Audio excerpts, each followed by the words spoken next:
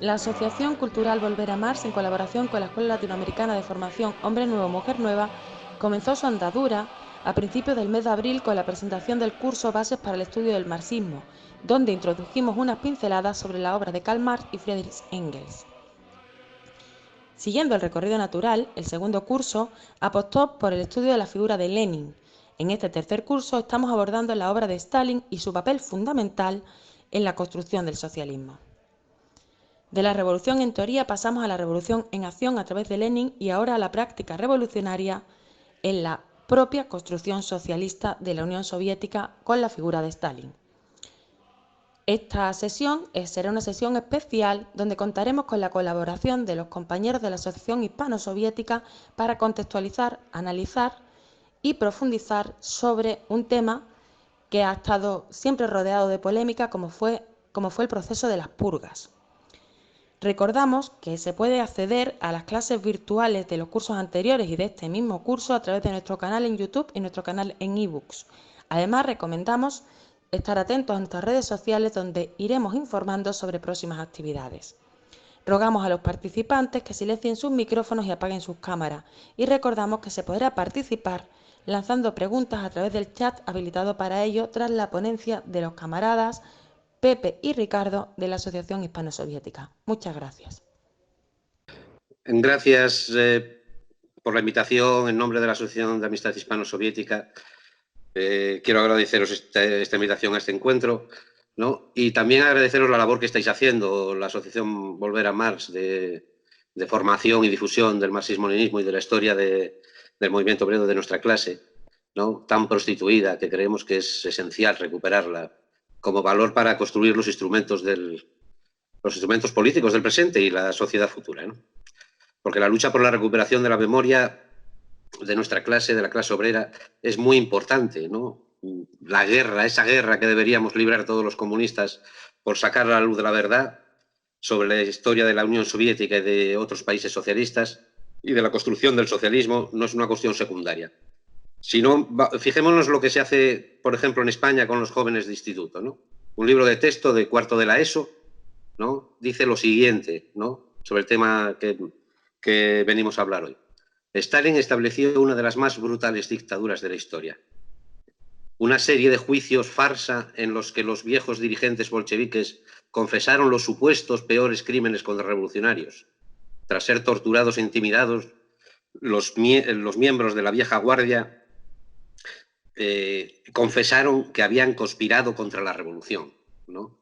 Esto dice un texto, no tiene ni una sola frase cierta, ¿no? Y no lo leí entero, ¿no? Porque las demás son iguales, incluso hasta la fecha de cuando empezaron los procesos de Moscú, ¿no? Que pone el año 34, ¿no? No tienen ni conocimiento de ello, ¿no? No hay ni una frase cierta, ¿no? Pero aquí se condensa toda la propaganda que se hace a la juventud, la más importante, no solo contra Stalin, porque Stalin es una excusa, sino contra el socialismo, ¿no? Y en esto han llevado una línea única tanto la propaganda burguesa, nazi o liberal, como la que sea, como la socialdemócrata, los trotskistas, Khrushchev, el eurocomunismo y en la actualidad también la izquierda posmoderna. Pero vayamos a enero de 1934, en el 17 Congreso del Partido Comunista, de la bolchevique de la Unión Soviética, ¿no? Que fue llamado el Congreso de los Vencedores con plena lógica por los éxitos que se había tenido el primer plan quinquenal, el anuncio del segundo plan, se había derrotado a las clases explotadoras y se había una nueva etapa de apertura con una nueva constitución, el anuncio de la lucha contra la burocracia, todo eso fue en el Congreso. Pero fijaros en un detalle, en ese Congreso, enero de 1934, estaban presentes, reincorporados al partido, y con funciones de mando político o técnico, todos los líderes de todas las fracciones opositoras de años anteriores. Incluso pronunciaron discursos a favor de la construcción del socialismo y del partido. Zinoviev, Kamene, Bukharin, Rykov, Piatakov, Radek, Iván Smirnov, Petrovarsky, etcétera, ¿no? Todos los grandes dirigentes que había habido de la oposición en todas las épocas del bolchevique, ¿no? Y entonces todo era euforia. Incluso Stalin llegó a decir en su informe: el partido está más unido que nunca, ¿no? Pero a la vez, Stalin advertía que el terreno para las tendencias malsanas existía porque existían todavía capas intermedias de la población que constituyen, como decía, un medio nutricio, ¿no? Para su desarrollo, ¿no? Es curioso que en este informe Stalin mencionara el programa de vuelta al capitalismo que difundían los trotskistas desde el exterior, con el boletín trotskista que editaban en Europa Occidental, ¿no? Y que el programa era disolución de los soljós por ser deficitarios, disolución de la mayoría de los koljós, koljós, no, perdón, disolución de los sovjós porque eran deficitarios, ¿no? La disolución de la mayoría de los koljós porque eran ficticios, ¿no? Acabar con la política de liquidación de los kulaks, ¿no? Volver al sistema de concesiones de las empresas industriales, ¿no? Que era el sistema de la ANEP. El mismo programa era, curiosamente, el mismo programa que en el 1932 sacaron la derecha, ¿no? Bukharin y los suyos, en lo que llamaron la plataforma Ryutin, ¿no? Ryutin era uno de los dirigentes de la derecha, ¿no? Pero en ese momento no había sospecha ninguna porque todos los antiguos líderes oposicionistas estaban engañosamente en el Congreso. De cualquier manera, esta semi-euforia o euforia dentro del partido se fue disolviendo paso a paso, ¿no? Había continuos sabotajes en la industria y en la agricultura. En mayo del 34 muere sospechosamente el jefe de la seguridad del Estado, o GPU, ¿no? Que se llama Menzinsky. En diciembre de ese mismo año asesinan a Sergei Kirov a tiros en Leningrado. Y en enero del 35, nuevas sospechas sobre la muerte de Kuivises, que era el dirigente del Gosplan, el que había organizado los planes quinquenales. Y a partir de ese asesinato de Kirov, ya un poco de nerviosismo ya empieza a haber dentro del partido, ¿no? Comienzan las investigaciones y hacen caer primero, en 1935, a Zinoviev y Kamenev y otros zinovievistas, ¿no? Que son condenados a 10 años creo que era por responsabilidad moral en el asesinato de Kirov, ¿no? No llegaron a demostrar en ese momento, en el 35, todavía su implicación. Y en junio del 36, ¿no? Fue cuando se abrió nuevamente el caso Kirov, ¿no? Que hicieron unas averiguaciones que no sabemos cómo llegaron a manos de ellos exactamente, ¿no? Del partido, ¿no? De la dirección del partido, y que averiguaron por fin que había una organización secreta, un centro organizativo conspirativo secreto, desde octubre de 1932, ¿no? Para derrocar el poder soviético a través de actos terroristas, sabotaje, etc. De aquí nace el primer juicio de Moscú, en agosto del 36, contra Zinoviev, Kamenev y algunos otros líderes de Iván Smirnov y otros líderes trotskistas, ¿no? Que se llamó el proceso contra el centro terrorista trotskista zinovievista, ¿no? Y después fueron cayendo como fichas de dominó todas las demás cosas, ¿no? Consecuencia de las confesiones, ¿no? Pues fueron cayendo más y en enero de 1937 se produjo el segundo famoso juicio de Moscú, ¿no? Que por eso se llaman los juicios de Moscú, aunque había más juicios, ¿no? Pero esos eran los famosos porque eran contra los dirigentes, ¿no? De un centro trotskista en el que se encontró de unificación de los zinovievistas y los trotskistas, ¿no? Para hacer sabotajes y terrorismo y espionaje internacional, ¿no? Y esos eran, bueno, los dirigentes eran Piatakov, Radek, Sokolnikov, que principalmente se enfrentaban a acusaciones de terrorismo, sabotaje, espionaje. Y el tercer proceso fue en marzo del 38 contra el bloque antisoviético de las derechas y los trotskistas, que fue ya cuando definitivamente descubrieron que en 1932 aquel centro que se había creado opositor, ¿no? Clandestino, ¿no? Era un centro de todas las oposiciones, ¿no? Realmente, ¿no? Los trotskistas, la gente de Zinoviev, los de derecha, Bukharin, Rykov, y estos, y otras tendencias mucho más pequeñitas, ¿no? Pero que eran todos opositores, ¿no? Y entre ellos estaba el jefe de seguridad del Estado, que era Yagod, ¿no? Era uno de los implicados. Entre medias de estos juicios, pues en junio del 37 descubren la organización militar trotskista que preparaba un golpe de Estado, ¿no? Conjuntamente con el centro, ¿no? Que era el famoso Tuyashevsky y otros, ¿no? Y es justo unos días después es cuando Bukharin confiesa, ¿no? Justo cuando pillan a Tukhachevsky, ¿no? La primera confesión de Bukharin, que está publicada, ¿no? La hace justo unos días después de la detención de Tukhachevsky, ¿no? Enterándose de la detención de Tukhachevsky, ¿no? Ahí ya lo tenía, sabía que lo tenía todo perdido, ¿no? No podemos extendernos en los detalles de estos procesos, ¿no? Sería muy interesante relatar los procesos, pero bueno, son considerables, ¿no? Como hemos podido comprobar con ese libro de texto que os decía antes del instituto, ¿no? La explicación de los trotskistas, de Robert Conques, que sigue siendo una autoridad histórica, ¿no? De Stéphane Courtois, del libro negro del comunismo, y todos los historiadores oficiales de las clases capitalistas, ¿no? De los países capitalistas, sobre el régimen criminal, como llaman ellos, que impone el socialismo, ¿no? Sobre el amaño de los juicios, que era una farsa, una puesta en escena, o que las confesiones fueron por torturas o engaños. Todo esto son las teorías de conveniencia de los capitalistas para buscar el rechazo colectivo al socialismo, ¿no? El odio del pueblo al comunismo. Pero esto es solamente una falsedad, ¿no? Como muchas más que nos cuenta el capitalismo continuamente, ¿no? Hoy hay pruebas mucho más que suficientes, ¿no? Para asegurar, ¿no? Rotundamente que las acusaciones de terrorismo, ¿no? Con los asesinatos de Kirov, de Menshitsky, de Kuibysev, de Máximo Gorki, y los intentos de otros líderes, perdón, los sabotajes a la industria, a la agricultura, a los ferrocarriles, a las finanzas, ¿no? A la alimentación, ¿no? La formación de un centro unificado conspirador en 1932 con trotskistas, zinovevistas, bujarinistas y algunos otros grupos, el programa también para la vuelta al capitalismo que antes os leí, ¿no?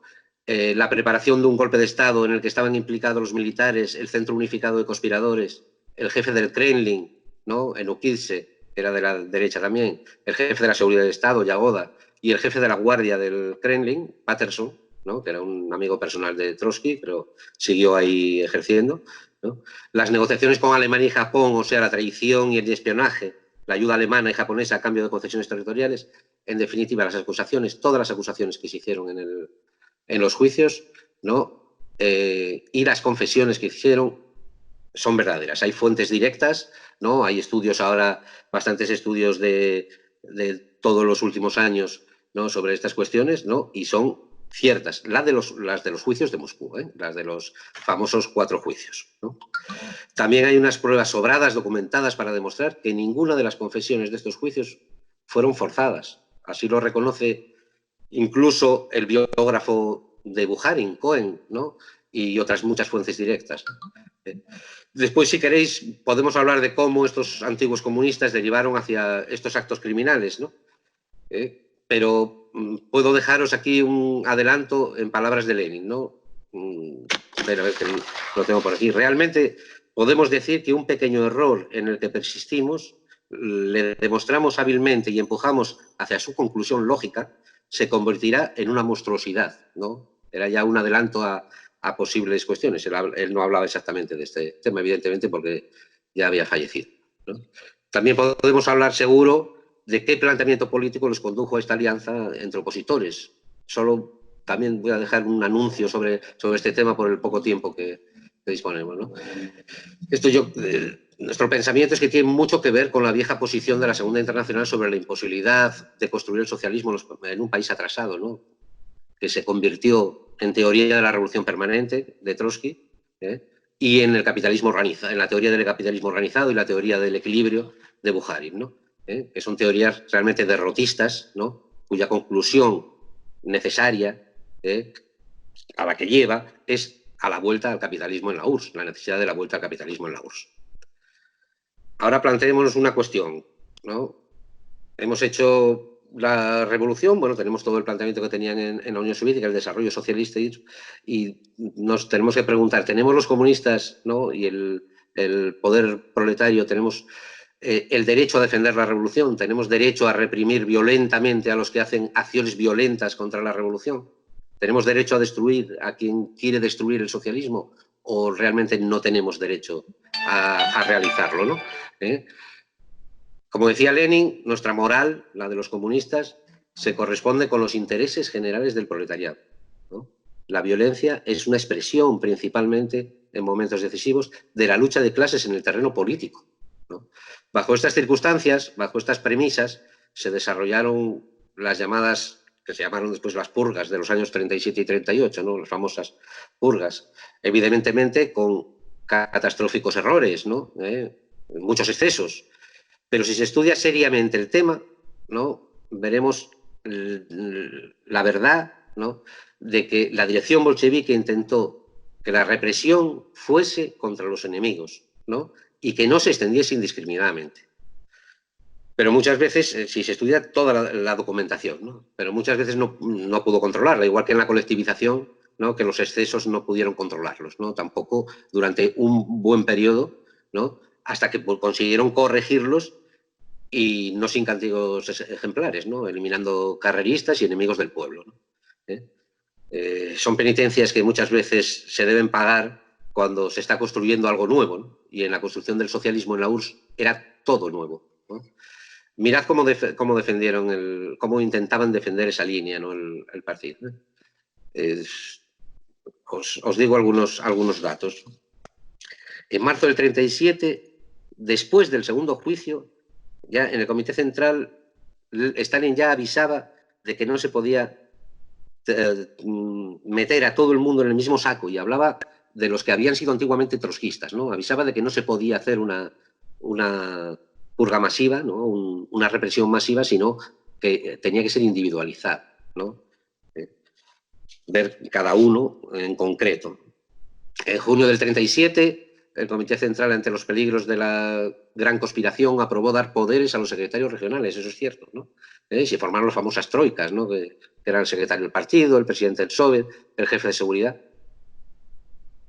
Y para que nadie se pasase, ¿no?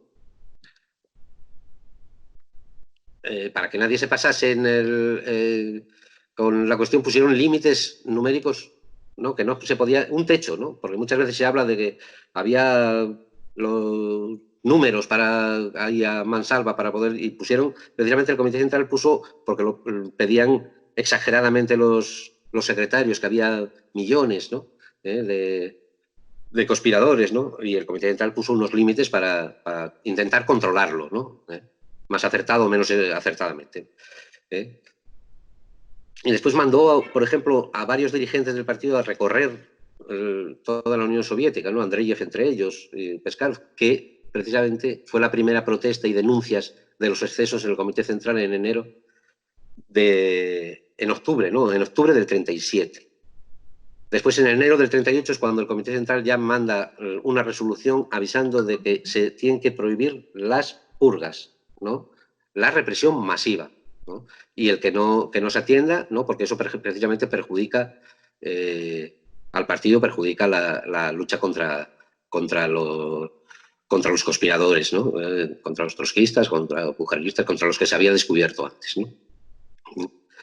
Aún así se sigue la política en muchas zonas, hasta que se prohíben expresamente las purgas por un decreto del gobierno, ¿no? Firmado por Stalin y Molotov, ¿no? Se prohíben expresamente en noviembre del 38, ¿no? Se detiene a Yezhov, ¿no? Después se averigua más tarde en el juicio que era también de la conspiración de derecha, no era de la gente de Bukharin, ¿no? Y se detiene a muchos secretarios que acaban muchos de ellos ajusticiados. Y eso ya se había avisado, ¿no? Contra los carreristas, en enero del 38, contra los carreristas que reprimían de forma indiscriminada a los miembros del partido, ¿no? Y contra los enemigos del pueblo dentro del partido, que precisamente se escudaban en perseguir a los demás para no ser ellos golpeados, ¿no? Muchos comunistas honestos y de valía debieron morir en esta gran batalla, la verdad, ¿no? Pero lo nuevo siempre tiene un parto muy difícil y con múltiples resistencias. Aparte de los excesos, quizás el error fundamental en todo este periodo haya sido no ver en toda su complejidad, de una manera suficientemente dialéctica, que mientras exista Estado, en consecuencia, mientras tenga que aplicarse el derecho burgués, como nos enseñaba Marx, de a cada cual según su trabajo, ¿no? Es seguirá existiendo la lucha de clases. Mientras exista la división del trabajo intelectual y el trabajo manual, mientras existan las diferencias entre la ciudad y el campo, seguirá habiendo un caldo de cultivo de burguesía y la lucha de clases no se diluye, ¿no? Estas capas intermedias que explicaba antes, que hablaba Stalin en 1934, ¿no? En el informe político, ¿no? Ahí estaban y siguieron estando, ¿no? Porque hagamos una pregunta, ¿a quién representaba sino Khrushchev, ¿no? Yo ahí lo dejo, ¿no? Mi intervención, ¿no?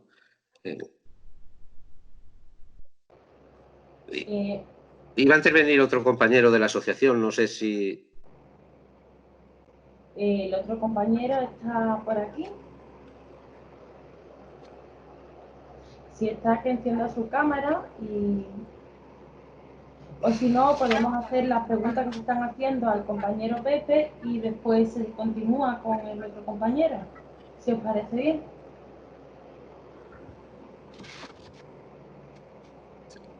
A mí sí, no sé si habrá conseguido entrar o...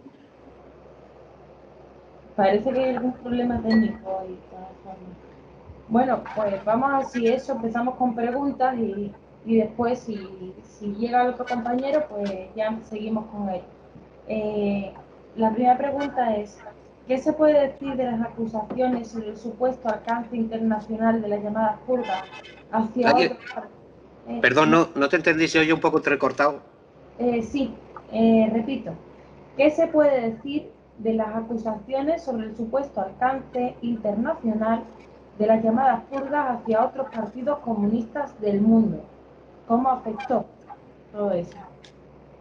Pues mira, eso es cierto, ¿no? Porque se hicieron muchas purgas a la gente que estaba en la internacional.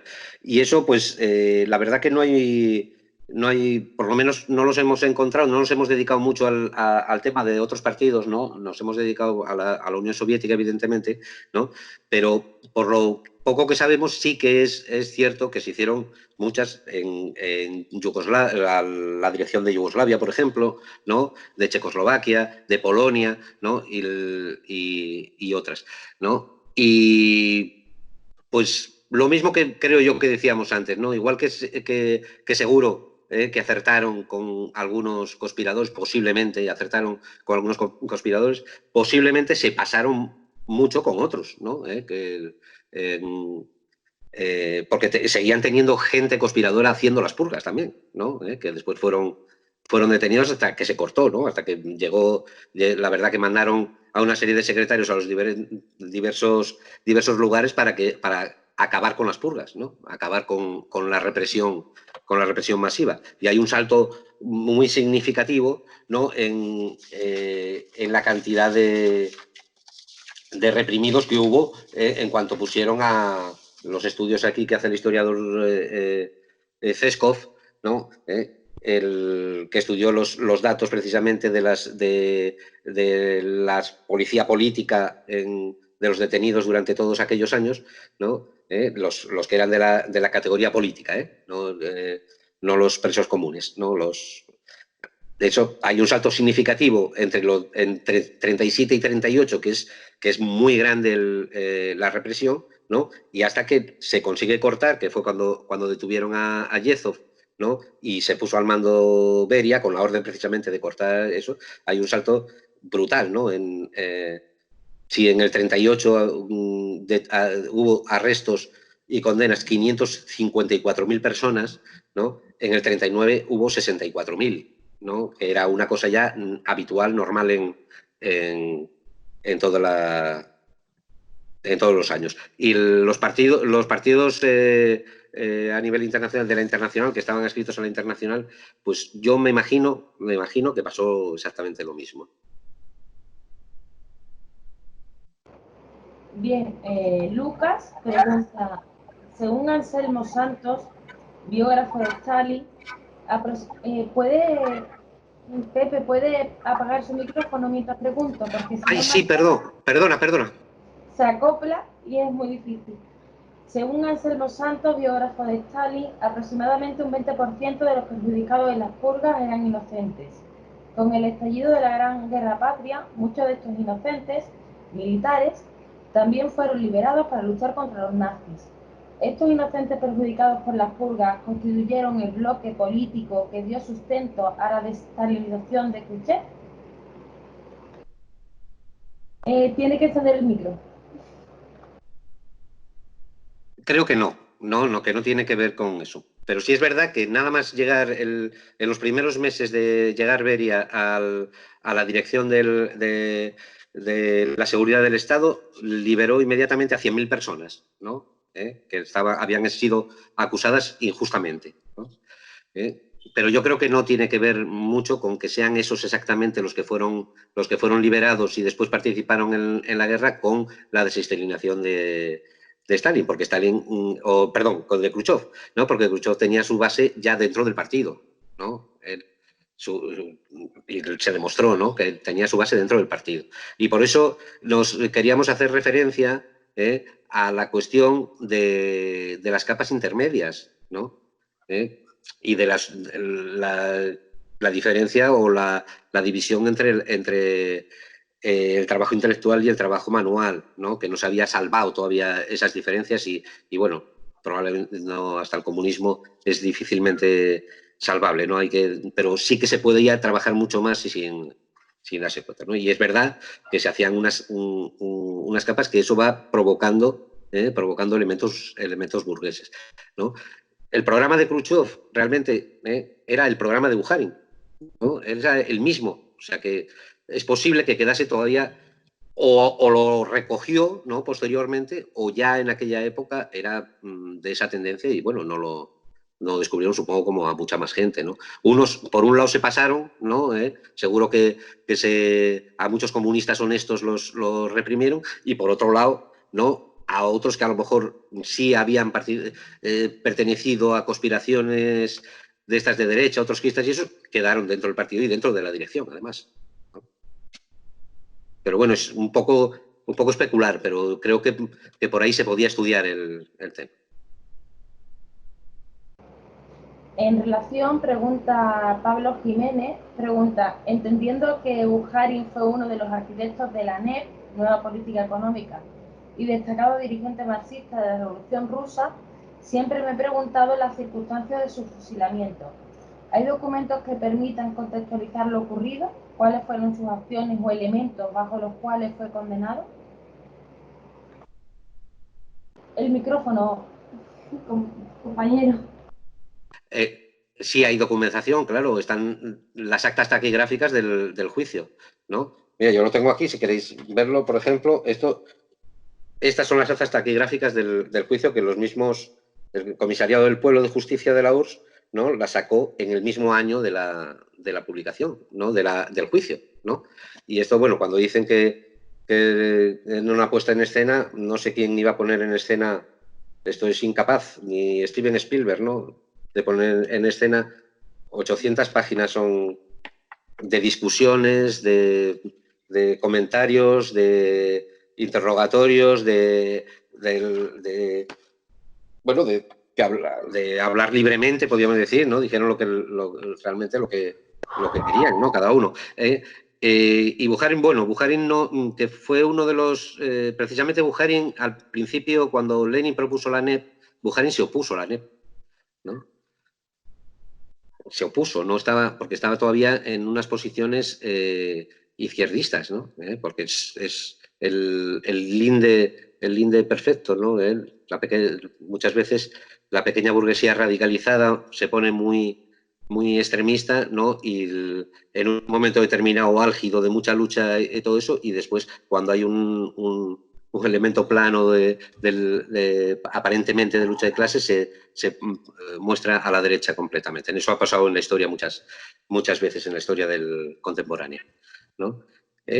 Pero bueno, había datos y las acusaciones y las confesiones de todos, y no solo de ellos, sino fuentes directas, ¿no?, de aquella época, sí muestran que Bukharin, el mismo Trotsky lo escribía, ¿no?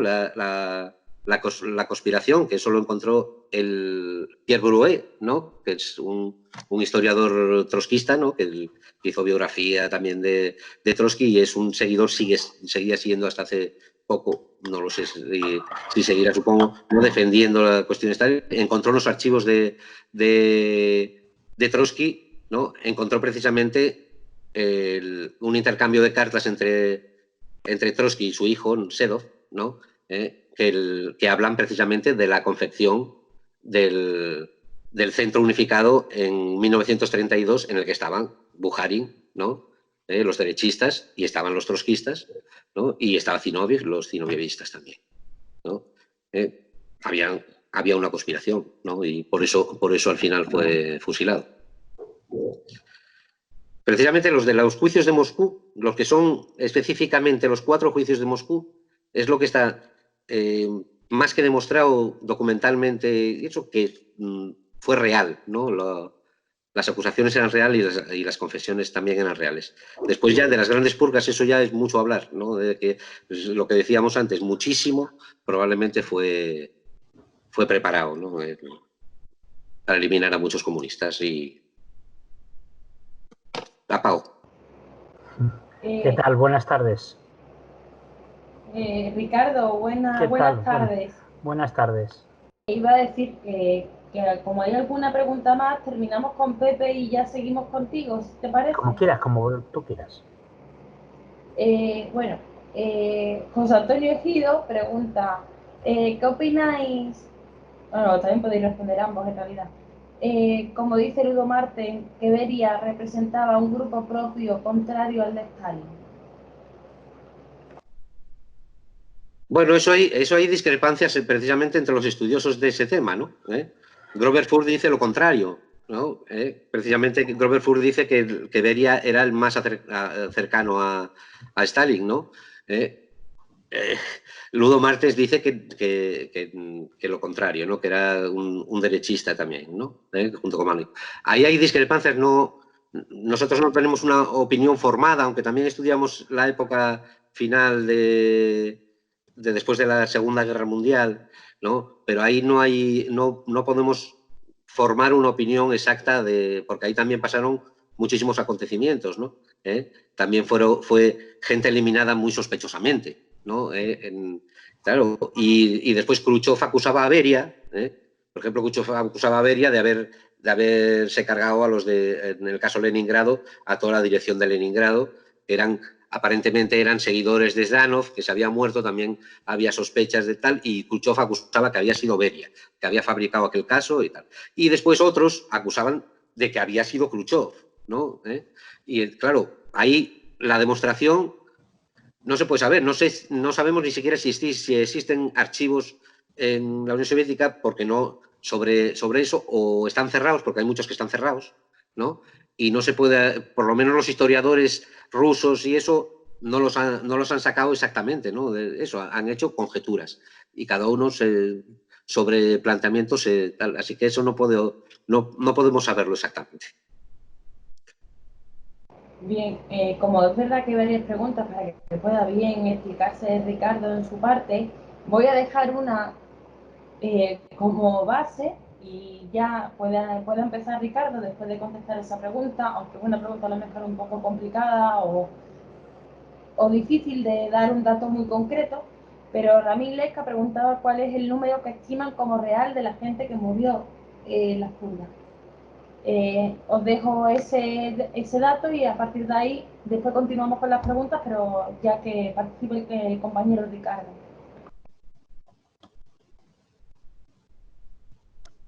Bueno, nosotros los datos que tenemos son bastante parciales porque son los datos que hemos sacado a partir de diferentes textos, pero ni mucho menos los textos que posteriormente han salido a la palestra, ¿no? Prácticamente no llega a 1.800.000, 1.700.000 los que llegaron a ser evidentemente eliminados.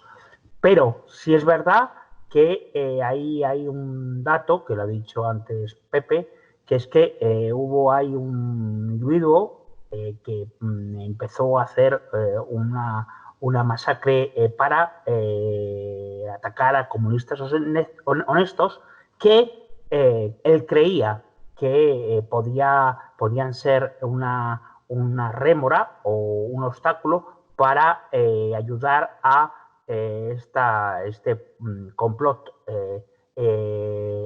izquierdista, derechista que había dentro del partido. Claro, se ha sacado de contexto absolutamente toda la lucha que hubo de clases dentro de aquella época, porque no debemos perder de vista que era la época de consolidación de los acuerdos del 17 Congreso del partido del año 34, que era un congreso de éxito de los planes quinquenales y que iban avanzando en la consolidación del socialismo. No sé si Pepe tiene más datos, esos son los datos que yo manejo. Bueno, sí. Vamos a ver, los últimos datos que han salido en Rusia, que es de Ceskov, ¿no? Que es el que investigó, ya lo dije antes, ¿no? el que había investigado exactamente la OJPU, vamos, los documentos del Ministerio del Interior, ¿no? De los detenidos de la clase A, que eran los políticos, los presos políticos, ¿no? Él habla de que en el 37 y 38, ¿no? Que es cuando estaba en la dirección Yezhov, ¿no? Murieron 680.000 personas, ¿no? Ejecutados, que es una barbaridad, pero bueno, pero precisamente los datos que da Conques y todo eso quedan por los suelos porque este investigó documentación, ¿no? Auténtica, ¿no? En Rusia. El año anterior, por ejemplo, el 36, habían sido ejecutadas 1.000 personas. Allí, bueno, la pena de muerte existía, ¿no? Y en el año 39, 2.000, ¿no? O sea, en esos 2 años, más o menos 300 y pico mil cada año, es una brutalidad, la verdad, ¿no? Pero ni se asemeja a los 8 millones o no sé cuántos que decía, o 50 millones que decía Solzhenitsyn, que todavía se lo cree, lo fomentan por ahí en la televisión, que lo he visto alguna vez todavía, ¿no? O los no sé cuántos millones, ya no me acuerdo ahora mismo exactamente, ¿no? Que decía Conques, que es un libro de cabecera, que por cierto el libro de Conques no tiene absolutamente ninguna fuente, ¿no? Son todo rumores y especulaciones que hace él, que son las investigaciones que hacía él en el departamento, o las investigaciones, la propaganda que hacía en el departamento de propaganda que tenía el Ministerio del Exteriores inglés, que es donde trabajaba él, que era de lucha contra el comunismo. Y él después, cuando salió de allí, la documentación que tenía de la propaganda que había hecho, pues la publicó en un libro que fue exitoso porque le valía mucho a los medios. Pero más o menos serían, según estas últimas informaciones, como 670.000 personas o 680.000 personas en esos 2 años. Bien, hay más preguntas, pero creo que es mejor que el compañero Ricardo haga su parte de lo que iba a intervenir, y después ya seguimos con todas las preguntas y bueno, son para ambos, entonces podéis responder uno u otro según convengáis. Bueno, mi parte va destinada a lo que produjo los juicios de Moscú, sobre todo desde el punto de vista militar y desde el punto de vista civil.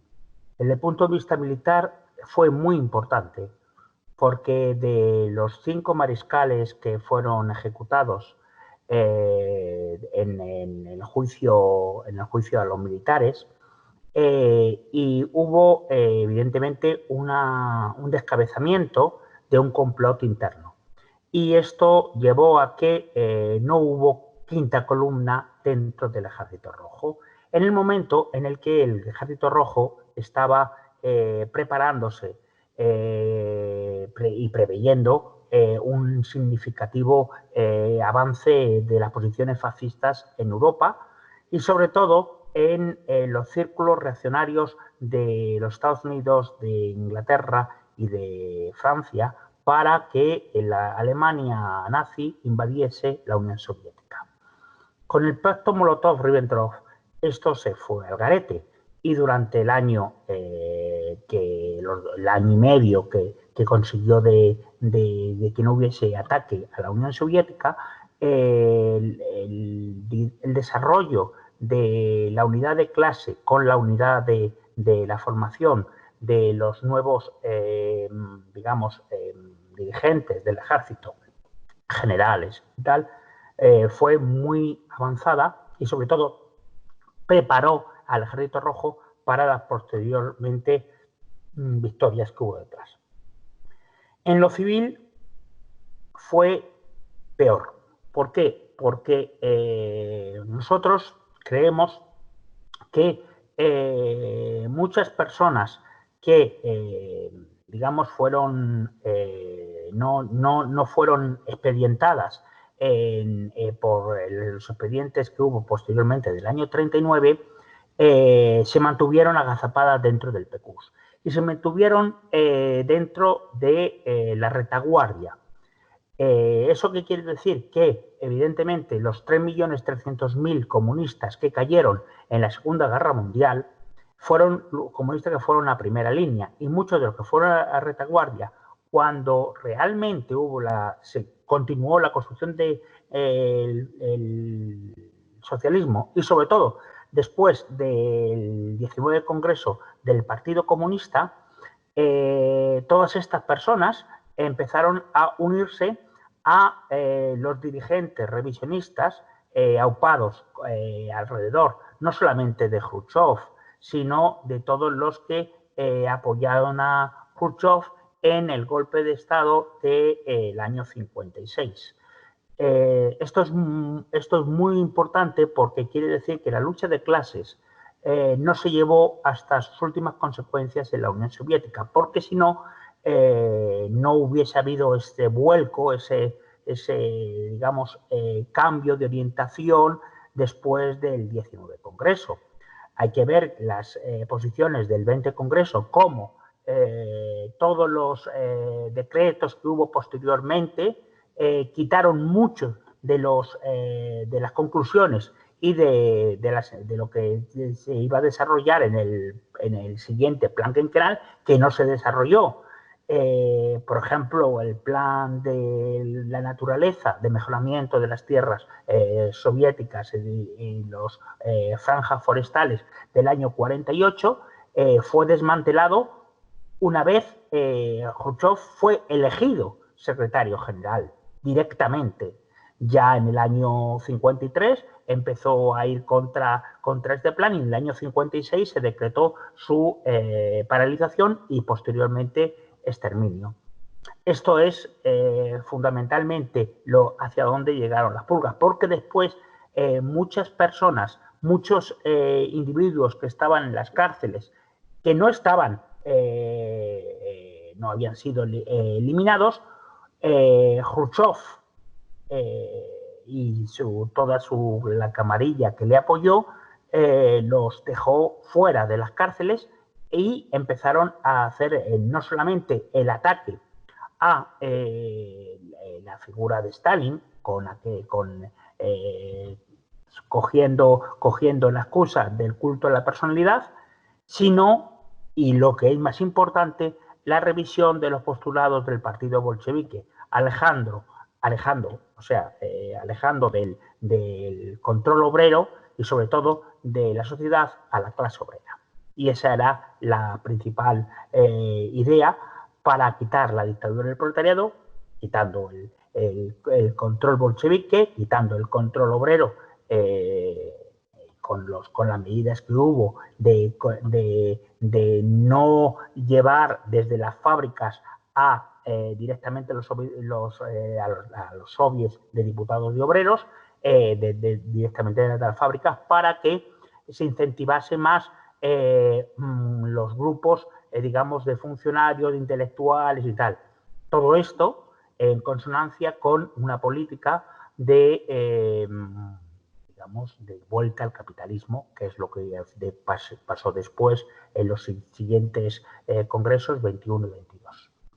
No sé si hay algo más tendría que decir Pepe, pero esto fue, en resumen sucinto, de las consecuencias de los juicios de Moscú y las deficiencias y los errores. Para mí la deficiencia más importante, achacable entonces a la dirección, es que la lucha de clases menguó. O sea, la lucha de clases dentro del socialismo es fundamental. Y aunque después de la Segunda Guerra Mundial y durante la Segunda Guerra Mundial hubo una confluencia, una alianza con los diferentes sectores antifascistas, posteriormente, como demostró Zdanov, todos estos grupos que no querían construir el socialismo se reflotaron. Y de hecho, tras la muerte de Zdanov, hubo una serie de intentonas por parte de diferentes grupos en diferentes países socialistas, y el más evidente es lo que ocurrió dentro de la Cominform y en Yugoslavia, cuando Tito, pues evidentemente la tergiversación de la dictadura del proletariado y del desarrollo del socialismo. Por mí, nada más, esta es fundamentalmente un resumen de mi charla. Pues para empezar, muchísimas gracias a ambos. Y si os parece, seguimos con las preguntas, que a lo mejor de entrada, las primeras siguen estando muy relacionadas a lo mejor con lo que ha dicho Pepe, pero pueden responderse igualmente por uno o por el otro, como consideréis oportuno. Agustín pregunta, camarada, ¿usted piensa que parte de la base social de la contrarrevolución se encuentra en la pequeña burguesía, existente a partir de la propiedad no estatal como los colhoses y arteles?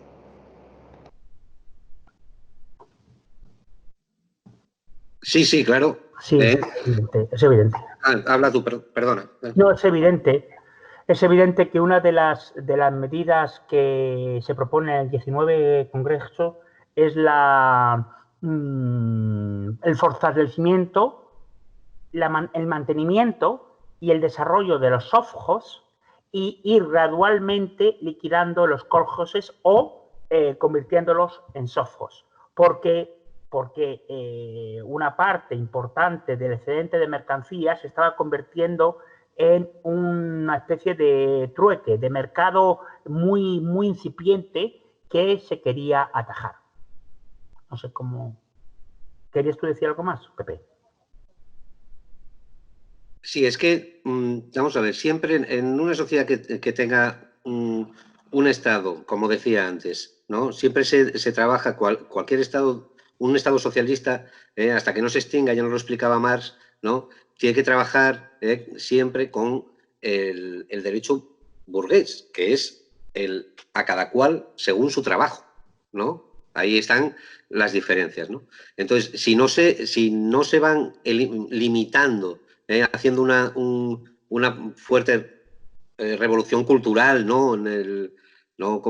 Bueno, sí, se llama así, ¿no? Realmente, ¿no? Una fuerte revolución cultural y ir eliminando poco a poco, ¿no? Las diferencias entre el trabajo intelectual y el trabajo manual.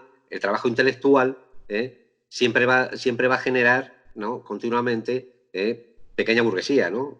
Intelectualmente, ¿no? Porque la pequeña... no es, yo creo que eso era un error que tenía, pero es una primera experiencia, no se puede... Eso podemos valorarlo ahora y es para, probablemente sea para estudiarlo mucho y para debatirlo mucho, ¿no? Esas cuestiones, ¿no? Pero es una primera idea que tenemos nosotros que es importante, igual que las divisiones entre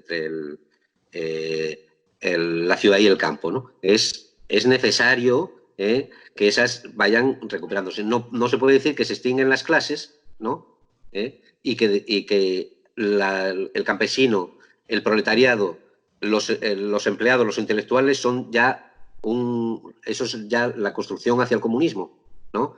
Hay que Es una cosa un poco, hay que trabajarlo un poco más dialécticamente todo eso.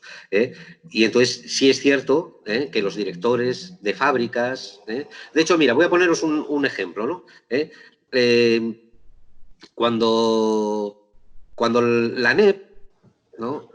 Los trotskistas, ¿no? Protestaban y decían que tenía que acelerarse muchísimo más la industrialización, ¿no?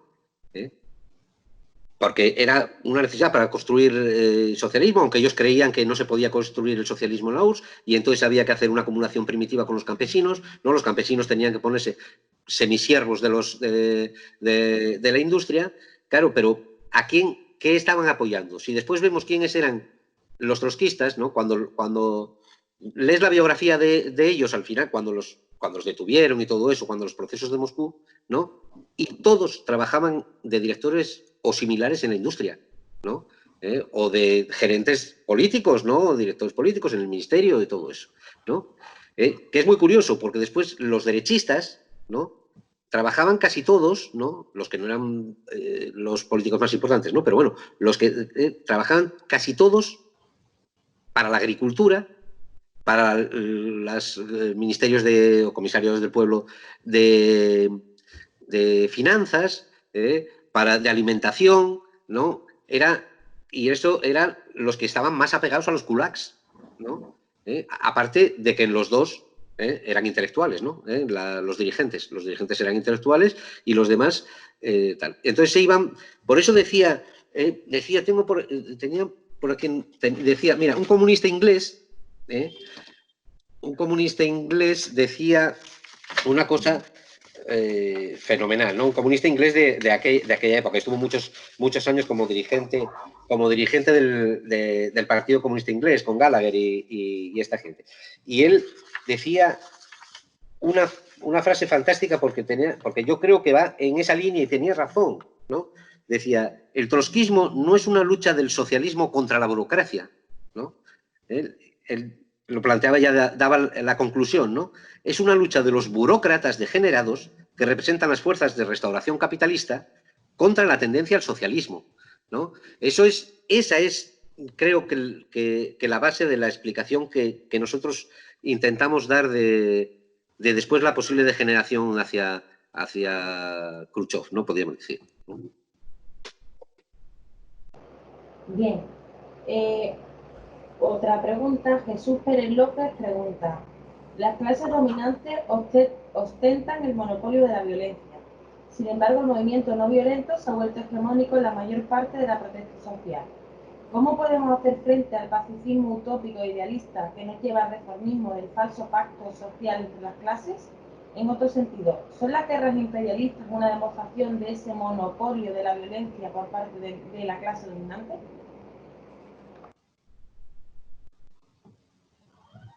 Bueno, si queréis, la clase dominante evidentemente tiene el monopolio de la violencia en los países capitalistas, ¿no? En la clase burguesa, quiero decir, ¿no?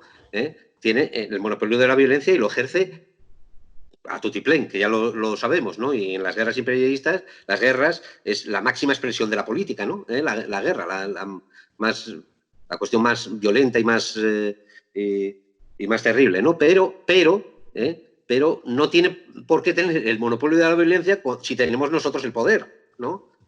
Eso tendríamos que repensar la cuestión esa. Y la cuestión del movimiento pacifista, evidentemente el movimiento pacifista, pues depende de qué movimiento pacifista, ¿no? Pero bueno, el actual, ahora mismo, ¿no? El movimiento pacifista, ¿no? Pues es un movimiento realmente pequeño burgués, es utópico, como decía el camarada, y todas esas cuestiones, ¿no? ¿Cómo podemos luchar contra ello? Pues muy posiblemente, yo no voy a dar lecciones de lucha política, ¿no? Pero bueno, muy posiblemente, lo primero a lo mejor, si es en España, pues tener un partido que pueda luchar por ello, ¿no?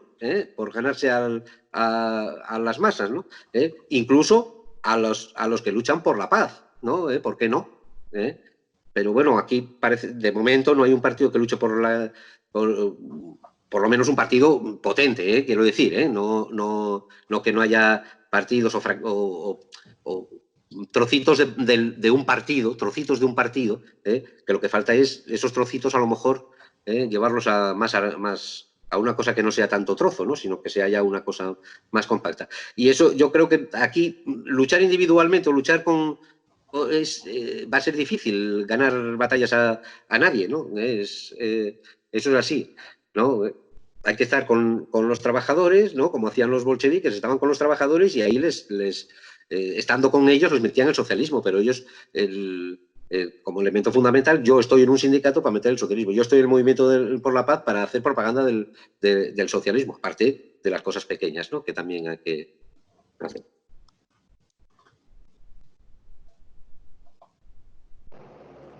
José Antonio Ejido pregunta, Khrushchev, si en 1942 es el comisario político de la batalla de Stalingrado y pertenece luego nada menos que al buró político en vida de Stalin, ¿cómo se explica que crease un grupo propio y se opusiese al grupo de Molotov, Voroshilov y Kaganovich en 1956? Bueno, Khrushchev, sus posiciones políticas fueron cambiando en función de que tuvo la suficiente fuerza para atacar directamente al Comité Central que hubo salido del 19 Congreso. De hecho, Khrushchev apoyó el 19 Congreso.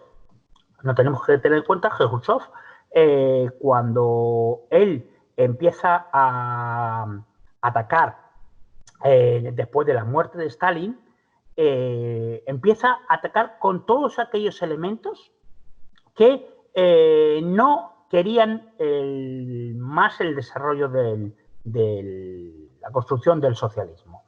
Y de hecho, los que habían defendido fuertemente las conclusiones del 19 Congreso, en concreto Malenkov, más que Molotov, Malenkov empieza a pensar que hay una conspiración de importantes dimensiones y trata de pararlo.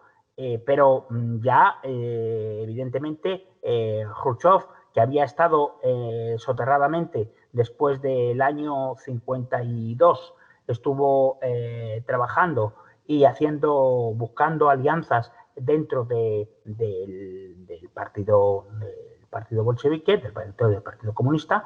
Se notó después cuando hizo el acuerdo con Zhukov y después se desapareció de Zhukov y posteriormente Khrushchev expulsó del partido a Molotov, a Malenkov y a Kaganovich y invitó cordialmente a que Zhukov no fuera una figura decorativa dentro del partido.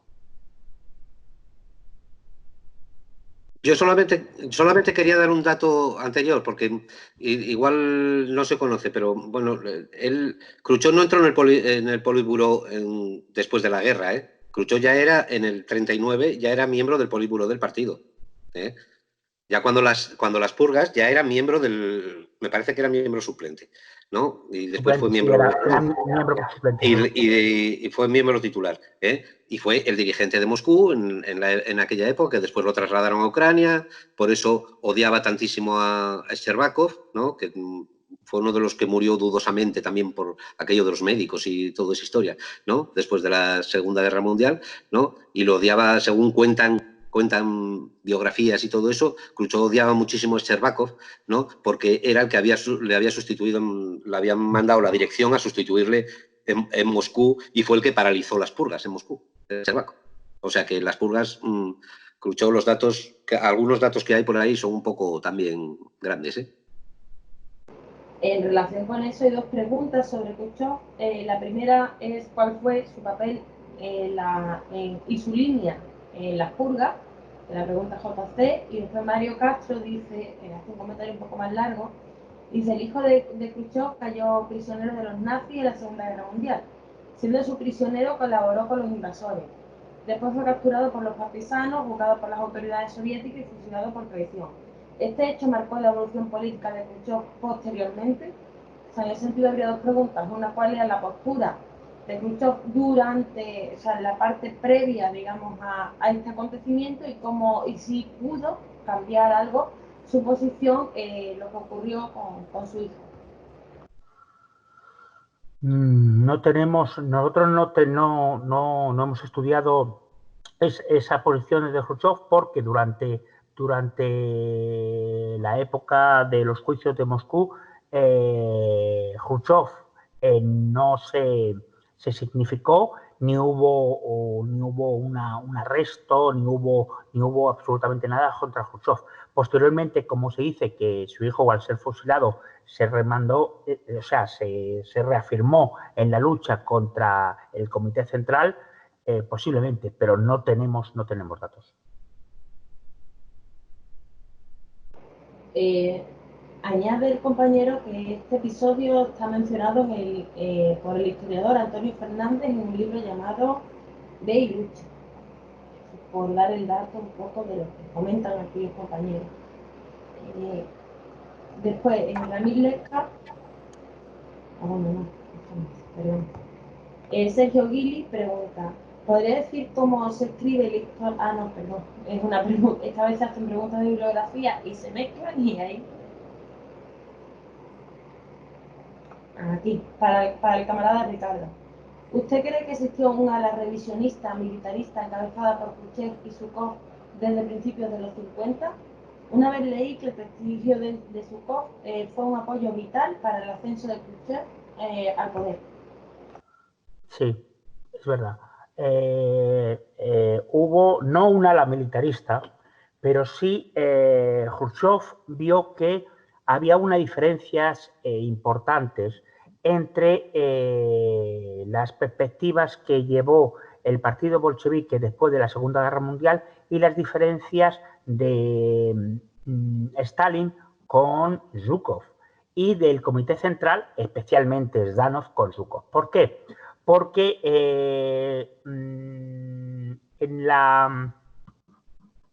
el, digamos, mensaje triunfal de la victoria del año 45 de Stalin, remarca siempre que quien venció a los alemanes, a los nazis, fue el pueblo soviético. Sí, dentro del Ejército Rojo, pero fue el pueblo soviético. Quitó fuerza a los militares porque la opción militarista fue muy importante dentro de la guerra, en esa unión con todos los sectores antifascistas que habían alrededor del partido bolchevique y de toda la sociedad. De ahí la restitución de la cinta de San Jorge, etc. Cuando Khrushchev decide atacar las posiciones del 19 Congreso y atacar al Comité Central, realiza una alianza para que Zhukov apoye a las aseveraciones de Khrushchev en contra de Stalin y a favor del informe secreto. Y posteriormente, cuando ocurre el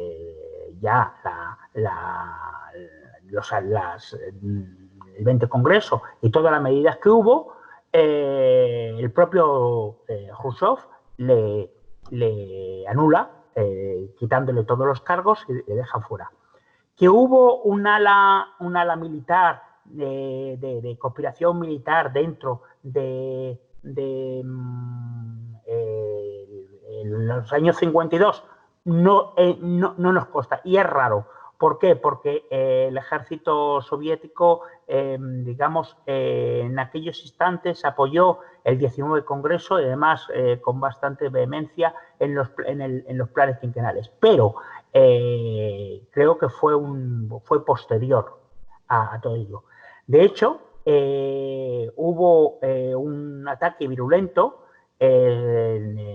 después del año de la victoria, de los años 45, del Comité Central, y en concreto de Stalin, sobre Zhukov, porque, digamos, despojos del ejército nazi fueron utilizados por militares, y eso se cortó de inmediato porque yo pertenecía al pueblo soviético y la victoria, y se tenía que devolver a sus legítimos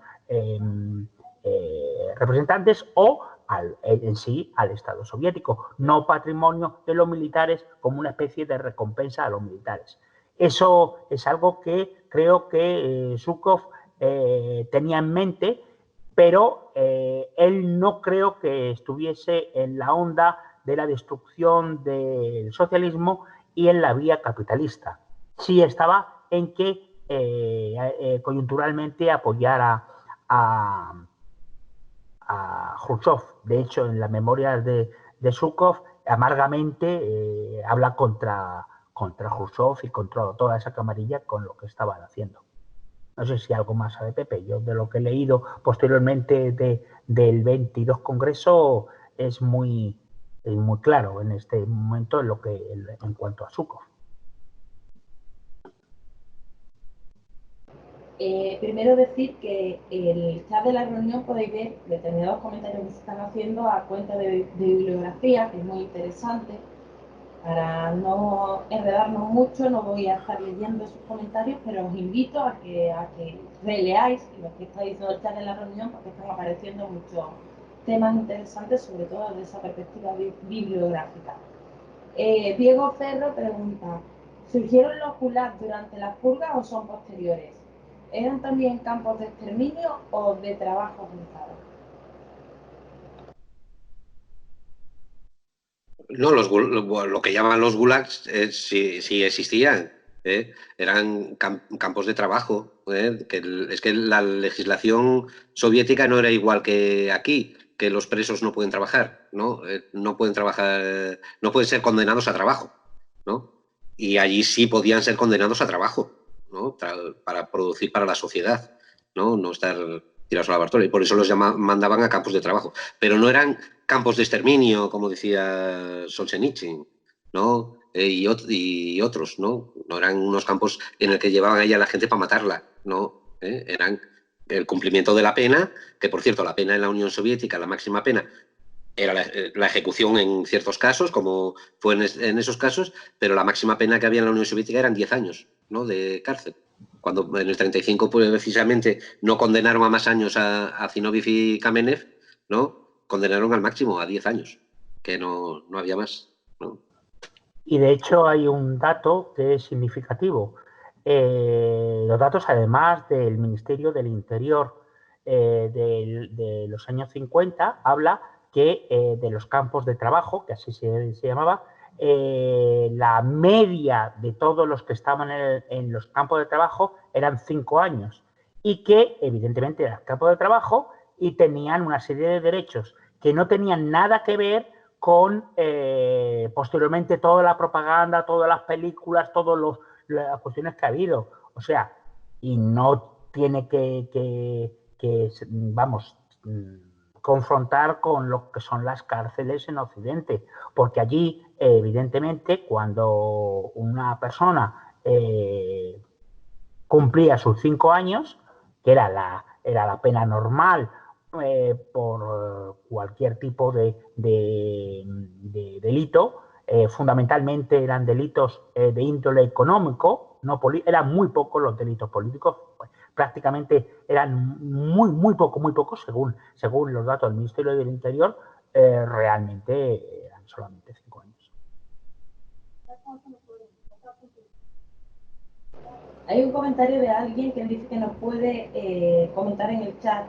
Eso a veces pasa, son problemas técnicos. Le diría que se saliese y volviese a saltar, porque a veces se soluciona así. Las limitaciones que nos da también el formato, que no hay otra. Bien, Nico dice, consulta para Ricardo. Si podría desarrollar un poco más la idea de que en la URSS se redujo la lucha de clases luego de la Segunda Guerra y la muerte de Stalin, y que de alguna manera eso desembocó en la caída del socialismo. Decir un poco también que habitualmente surge mucho esta pregunta desde que empezamos con el curso de Stalin sobre motivos por los que cayó el socialismo en la URSS, Y esto yo creo que va en relación a si este es uno de esos motivos. Bueno, hubo varios motivos, no solamente fue ese. El motivo más fuerte es que hubo causas internas, como estamos viendo, como fue de los juicios, pero también hubo unas causas externas evidentes. Primeramente, hubo el ataque continuado de las potencias en cuanto a desacreditar la Unión Soviética. Pero, ya que no pudieron conseguirlo con un golpe interno, con la plataforma Ryutin y con los generales o los mariscales que quisieron dar el golpe, lo hicieron externamente a través de la Gran Guerra Patria. Tenemos que tener en cuenta que en la Unión Soviética, en la Gran Guerra Patria, durante toda la guerra murieron, y está acreditado además, 3.300.000 comunistas, que fueron a primera línea, que fueron fundamentales los primeros 7 meses de avance de los nazis. ¿Qué quiere decir fundamentales? Bueno, con su ejemplo trataron de frenar una maquinaria bélica como fue aquella y aquellos 5.500.000 tropas del eje que atacaron a la Unión Soviética. Esto tuvo sus consecuencias. ¿Por qué? Porque fueron casi una generación de comunistas probados del 17 Congreso, pero fueron consomoles y evidentemente aspirantes a miembros del partido los que cayeron posteriormente. ¿Esto tiene su consecuencia en la lucha de clases? Por supuesto. Tras la finalización de la Segunda Guerra Mundial, tras los logros conseguidos, en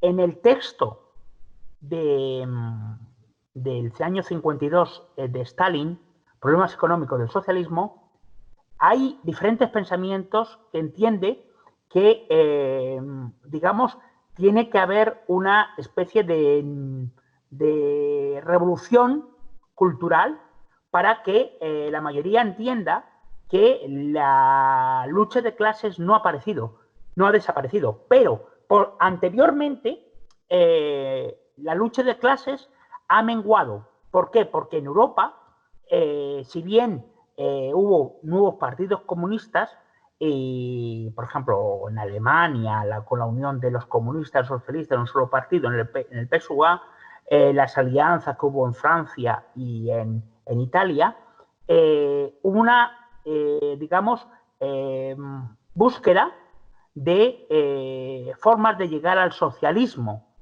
pero no reforzando el Partido Comunista. De hecho, cuando Khrushchev ideológicamente mete el revisionismo en el PQS y hay una lucha muy dura dentro del PQS y gana las posiciones revisionistas, en todos los partidos comunistas de Occidente y en buena parte de Oriente, esas posiciones revisionistas triunfan. ¿Por qué? Porque evidentemente la lucha de clases, sobre todo la ideología proletaria, evidentemente está seriamente amenazada. Y sobre todo, hasta ahora mismo, lo que es las teorías o los postulados bolcheviques de unidad de los comunistas, evidentemente en un solo partido, del desarrollo de la teoría junto con la práctica, pero el desarrollo de la teoría en función de las circunstancias en cada momento, evidentemente es algo que nos falta mucho de recuperar. ¿Por qué? Porque en aquellos tiempos, evidentemente, el desarrollo de la conciencia de clase entre los obreros y los campesinos, por ejemplo, en la URSS, era mucho más avanzada que lo que es actualmente. Pero cuando el revisionismo se impone, lo hace con las consignas bolcheviques. Pero tergiversa esas consignas y solamente muchos miembros del partido que podían haberse opuesto a ellos, sobre todo los dirigentes del partido provenientes de las fábricas, habían caído. Recordemos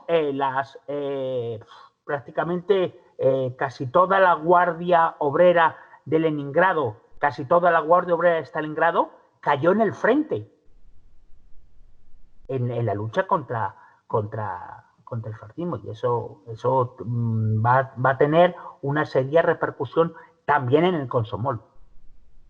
No sé si Pepe tiene algún dato más.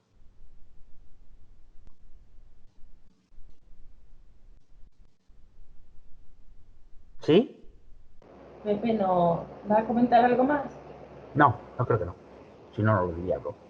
Bueno, hay otra pregunta que también insiste un poco en lo mismo, pero creo que a lo mejor sería un tema demasiado profundo, ¿no? Sobre precisamente de cómo se lleva la lucha de clase hasta las últimas consecuencias y cómo que no la llevó la URSS. O sea, si esta no es una condición existente per se en la realidad de su movimiento, o cómo se podría llevar hasta esas últimas consecuencias.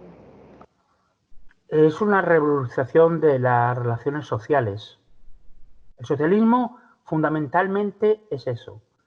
O revolucionas las relaciones sociales, desarrollas el socialismo en todos sus aspectos, en la contradicción, intelectualidad, trabajo manual, trabajo intelectual, en las contradicciones de los países atrasados, en el apoyo a la lucha de los países oprimidos y sobre todo en el desarrollo de la conciencia de clase en cuanto el cambio de paradigma de que el mercado, lo que es las relaciones mercantiles, fomentan el desarrollo de la conciencia burguesa o pequeño burguesa.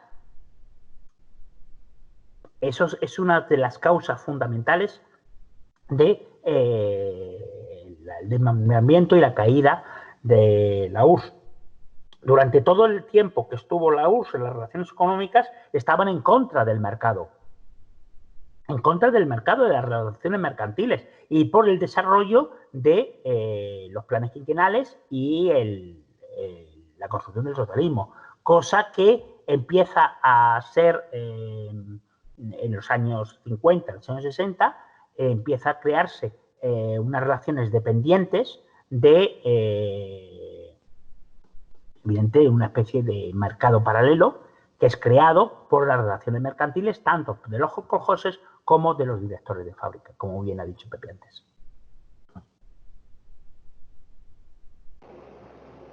Hay otra pregunta de Coro también en relación a cuáles fueron las razones que acabaron con el socialismo y la Unión Soviética, pero creo que sería un poco a lo mejor repetirnos con todo lo que estamos diciendo y además que es un tema mucho más complejo, no es un tema tan sencillo de abordar. No es solamente por un tema, hay múltiples factores. Sí. Y de momento parece que no hay más preguntas, tampoco queda mucho tiempo, quedan 10 minutos, así que de entrada diría que primero agradecer a los compañeros de la hispano-soviética por estas exposiciones y por estas respuestas a las dudas que han sido bastante clarificadoras y muy detalladas, con muchos datos que necesitamos, porque tenemos que ir armados también en la batalla ideológica. Bueno, llega una pregunta de ¿qué opinan de ¿qué opinan de lo desarrollado por Mao en China con la revolución cultural? Suponía que iba a haber algún tipo de duda con respecto antes que se nombró la revolución cultural proletaria para continuar la lucha de clases dentro del socialismo. Sería un poco la última pregunta porque queda poco tiempo y os dejaría después ya para que dijeseis algo para cerrar un poco cada uno. Pepe quizás porque es quien nombró la revolución cultural. Bueno, sería... nosotros estamos ahora mismo en proceso de estudiar la relación chino-soviética, podríamos decir, ¿no? La ruptura y todo eso. No me aventuro todavía porque todavía a responder exactamente a esa pregunta. Evidentemente, revolución cultural tiene que ir desarrollándose. Después de la Guerra Mundial yo puedo puedo decir, no de China, sino de la Unión Soviética, que después de la Segunda Guerra Mundial, sí que en la URSS, con un planteamiento, humildemente pienso que un planteamiento un poco erróneo, ¿no? Sí que al creer que no había más material ya para que saliese burguesía, ¿no?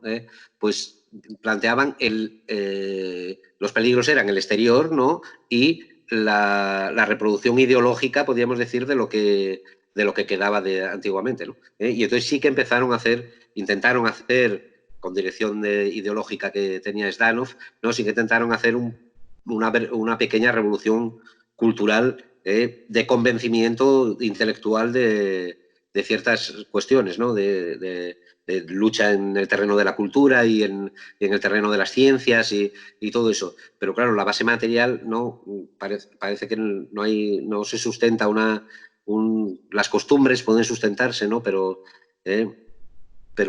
si sigue habiendo una base material, tienes que trabajar las dos cosas a la vez. En China, la verdad que no me aventuro a hablar de la revolución cultural china ahora mismo. Sí, de hecho eso, la revolución cultural china es un proceso concreto histórico de China y creo que cuando lo comentó el compañero Pepe se refería a un sentido más amplio del contexto de revolución cultural. Aquí, bueno, hay un par de preguntas. Perdona, lo planteaba en el sentido de revolución cultural que hablaba Marx, claro, la revolución cultural en China es un periodo concreto en teoría de revolución cultural, ¿no? De revolución cultural y económica, pero bueno, no conozco exactamente todos los claro, detalles. Además, posterior en el tiempo, o sea, que tampoco...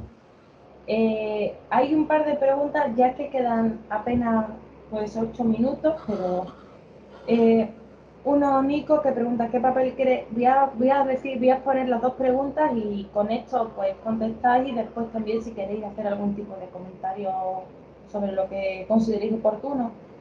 Bueno, Nico dice qué papel creen que jugó el estancamiento de la teoría en la URSS para su caída. Y después Martín dice, camarada Ricardo, usted se ha referido a que la lucha de clases en el socialismo se había suavizado en la URSS. Ahora bien, el propio Stalin sostenía en Problemas económicos en la URSS que la lucha de clases, a medida que se aproxima al modo comunista de producción, se agudizaba. ¿Podría extenderse sobre esto?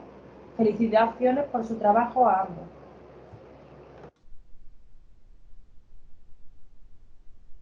Bueno, en cuanto a lo que ha dicho, no sé si Pepe a la primera pregunta y yo a la segunda pregunta, no sé cómo lo... Sí, yo creo que sí, porque la segunda es directa para el camarada Ricardo, así que Pepe, sobre el papel de la teoría, del estancamiento de la teoría. Evidentemente yo creo que sí siempre tiene un papel la lucha ideológica, la formación política, el estudio teórico de las relaciones sociales, pegarse a la materia, extraerla y después para volver a llevarlo a la materia las respuestas. Ese es fundamental, ¿no? Y yo creo que es cierto lo que dice el camarada, de que sí que tuvo un papel en el desarrollo hacia el khrushchevismo, por decirlo de alguna manera, ¿no? Hacia la ruptura, ¿no? Se dejó muy relajada y eso que se hicieron llamamientos, ¿no? Para la formación política. Zdanov estaba cansado de hacer llamamientos para la formación política. Pero también, bueno, por contar una anécdota sencillamente, ¿no? Hubo una lucha ideológica, podríamos decir, dentro de los filósofos de la Unión Soviética, ¿no? Porque se había publicado, o se iba a publicar, un diccionario de filosofía, ¿no? Una historia de la filosofía universal, ¿no? Y entonces hubo ahí una pelea. Zdanov metió mucha caña ahí porque se había relajado totalmente el planteamiento del materialismo dialéctico, ¿no? Y el marxismo, ¿no? El marxismo-leninismo en el planteamiento, en el libro ese de historia de la filosofía, era divulgativo, ¿no? Pero es que tenía unos planteamientos idealistas, ¿no? Y mecanicistas, por otro lado. Y entonces lo criticó duramente, ¿no? Y quien lo había hecho era el responsable de formación ideológica del partido. Y entonces, claro, el relajamiento ideológico, es verdad que le destituyeron a Alexandrov, ¿no? Le destituyeron después de aquello, ¿no?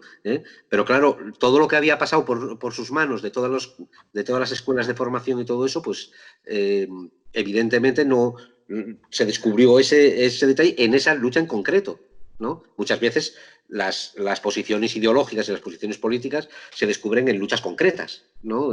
No lo descubres antes, ¿no? Y entonces sí que es verdad que tuvo un papel y el entramado, podríamos decir, ideológico, político que montó Khrushchev, aparte de las maniobras políticas y todo eso que tal, pues no fue realmente contestado por teóricos del marxismo-leninismo, ¿no?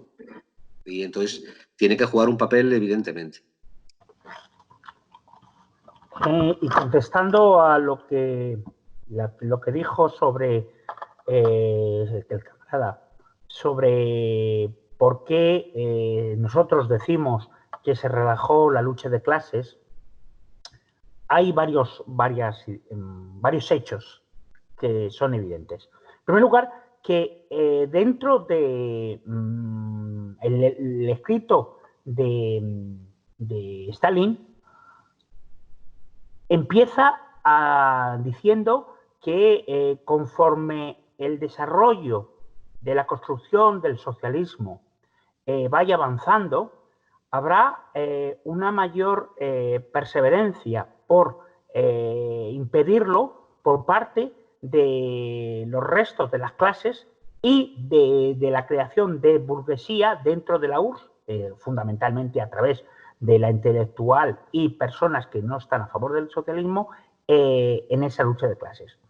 El abandono proviene precisamente de lo que ha dicho antes Pepe, de que Zhdanov, como hubo un criterio, se dio cuenta que todo empezaba por la lucha ideológica.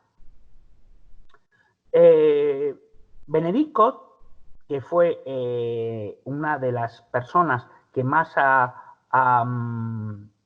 hablado y ha estudiado sobre este trozo, dice y escribe: he sabido por fuentes seguras que Khrushchev había dado la orden de destruir los archivos concernientes a las represiones de los años 30 y 40. Al principio había intentado borrar su participación, pero después también suprimió las pruebas que atestiguan la culpabilidad de los condenados. ¿Esto qué quiere decir?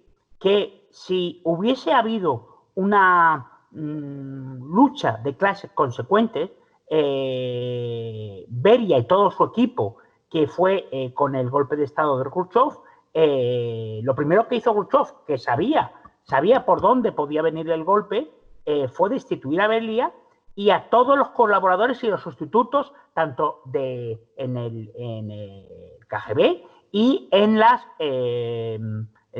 puestos del Ministerio del Interior.